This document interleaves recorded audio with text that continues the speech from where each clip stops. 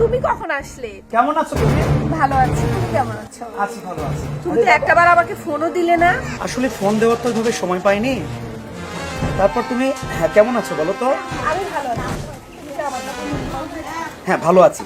তোমার সবকিছু ঠিক আছে? মা, আমি তোমাকে কিছু একটা দেই, এটা আমার বউ আসলে পছন্দ করে না। আর তাছাড়া মা, আমার কাছে এছাড়া কোনো উপায় ছিল না মা। তারপর আচ্ছা বাদ দাও এইসব। তুমি জামিন করে এসেছো, তুমি ফ্রেশ হও, তোমার জন্য আমি মুরগি মাংস রান্না করছি। ওকে, ঠিক আছে, এটা রাখো।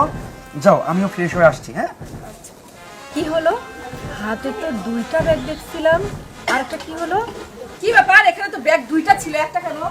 সমাজে এরকম হাজারো কালনাগিনী বইয়ের কারণে গর্ভধারিণী মায়েরা কতটা অসহায় হয়ে দিন যাপন করছে তা দেখতে পুরো ভিডিওটিতে চোখ রাখুন।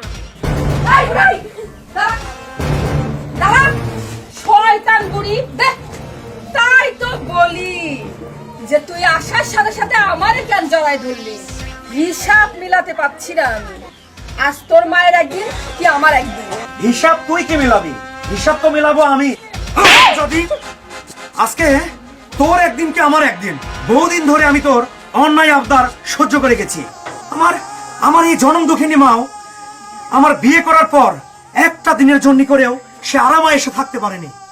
তোর অত্যাচারের কারণে আমার মা অতিষ্ঠ হয়ে গেছে। আরে, যে মা আমাকে 10 মাস 10 দিন গর্ভে ধরেছে, আমাকে এই পৃথিবীর আলো দেখিয়েছে, আর সেই মাকে কিনা তুই দিনের পর দিন নির্যাতন করে যাচ্ছিস, তো আমারই চোখের সামনে। আজকে তোকে আমি ছাড়বো না। আজ তোর একদিন কি আমার একদিন। তোকে আজকে আমি মেরে ফেলবো। তোকে আজকে না মা, তুমি আমাকে ছেড়ে দাও। ওকে আজকে আমি মেরে ফেলবো। আজকে আমি দেখ দেখ আমার মায়ের কাছ থেকে শিক্ষা নে। যে মাকে তুই দেখতে পারিস না, আজকে সে মাকে তোকে বাঁচাচ্ছে।